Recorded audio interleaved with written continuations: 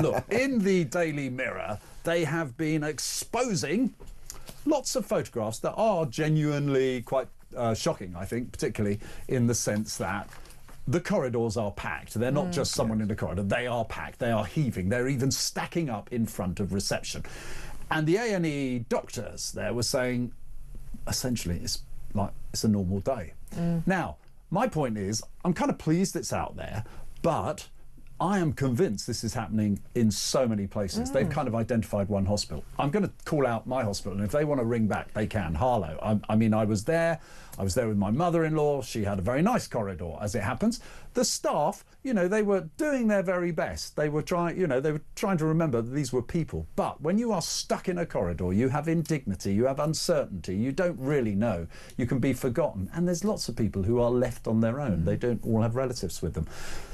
And the contrast I'm making is that in the Times, which I wouldn't have expected you to read, there's a brilliant article that talks in detail about the French system. And basically what it comes down to is no significant waiting times, and nowhere near the sort of problems we have.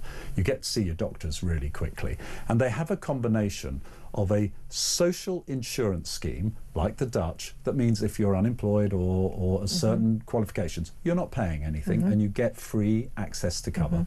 And you have the contributory scheme that is mandatory, that either goes through employers or individuals, and you all have a stake in the health service without this sort of blind sum of 180 billion a year from general taxation and many people actually abusing the system.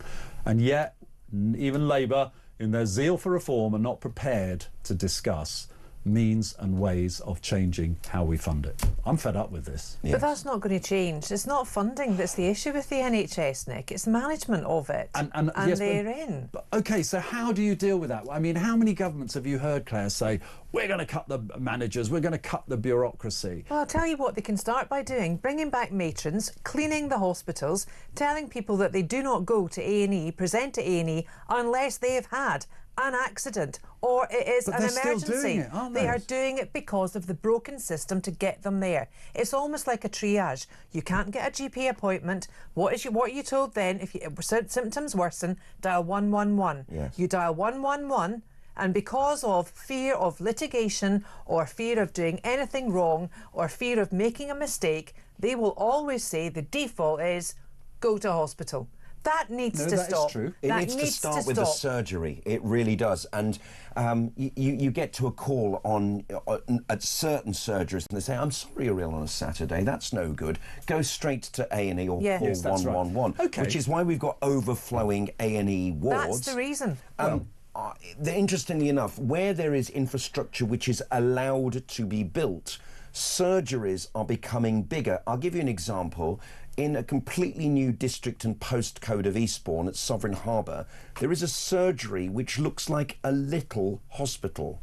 It's about Is this what they call polyclinics?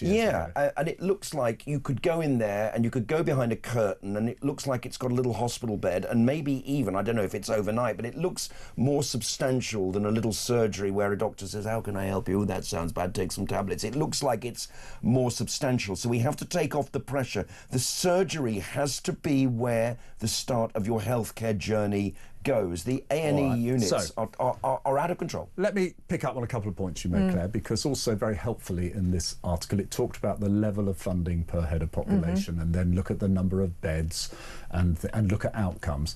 We were low in all of those, including the level of funding. And my own theory is if you revamp the funding and didn't just rely on general taxation, you would find that people who would be actually topping up their insurance to different levels. I don't know what the benefits would be. Right against a system where no one is denied at the social insurance system. And interestingly, what Wes Streeting's got right, but I have absolutely no confidence that the government will deliver it or the civil service, is the technology. They have an app system in France where basically you can go on and book an appointment with your GP. You can choose from any GP, any cardiologist, any particular therapy, and you book it and you go, and you will have one of these insurance things. They're getting seen within 24 hours of being treated. And they can even pop you into. So I think it's technology and I think it's process, Look, but I think it's about. I'm just fed up with the NHS being used as a political football. I really am.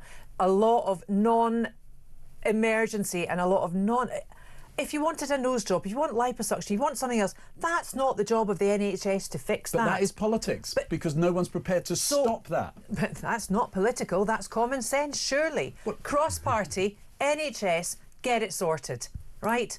And it's easy to do, and get rid of the Luddite IT systems that they've got. And the NHS app, ditch it, because it's harvesting details that really will be stored and sold. If technology is part of the solution, and you ditch the technology. I'm ditching one part of it. I'm ditching the app part of it. Look how it works in France. It's brilliant. No, well, I would Don't try it. Cease and desist. I think apps are unstoppable as a solution. Well, but did you not hear about You're not the saying AI? Clare's a Luddite, Starmer, I've been called worse. Starmer has said only the other week that he wants us to be the head of the AI, artificial intelligence. He wants our data harvested. It's called Horizon Planning. And it's called Horizon Planning for a really good reason.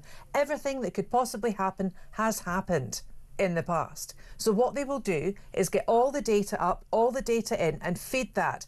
Two issues: who stores it, how long's it stored, and thirdly, who owns it. Do you remember That's the data? frightening. Do you remember the Data Protection Act? GDPR. Yeah, remember that day we sat through all our emails saying, "Do not agree, Yes. decline, decline, it's been decline." completely roughshod, run over, completely. Have you ever read a GDPR policy?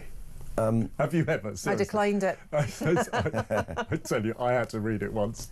Didn't understand a word of it. Still don't. Right. Okay. Now, have I got time to take a call, everyone, or have I got to go to a break? Great. Let's go and talk to Chris in Epsom. Hello, Chris. I have permission to speak to you, and you'd like to talk about hospital. Well, I had a bit to say, so I'll try and get it out quick. Go on, then. You fire away. I've been caring for my mother and father for 5 years. Unfortunately, I lost my father 18 months ago. My mother's seriously ill with Parkinson's and dementia and bedbound. So I've been in and out of Epsom Hospital quite a bit. Right. Now, it is a very good hospital. The A&E department is very good. I don't think I've ever waited more than a couple of hours. The last time I was there with my mother, she was held in resus. She'd had a total collapse due to an upper respiratory infection. I have never seen so many beds, extra beds, put down the corridors, across the front of reception, down the side rooms used. There was at least 20 beds. I just counted them up with your producer. There was at least 20 extra beds. I said, how are you coping? You just to staff the extra. And what was their answer? What was their answer, Chris? They were just coping. I mean, there was, and the problem is, it's like with my mum. She's 88. I think everybody there was a silver fox. I didn't see any young people. You know, whether it was just as it was getting cold. Chris, coming down with infections, and it was terrible. And also, I've got to tell you this: don't fall for the French thing. I've got a friend of mine was involved in the French government, and the cost to them is huge, but they lose it. What do you mean they lose it? They lose it off the balance sheet.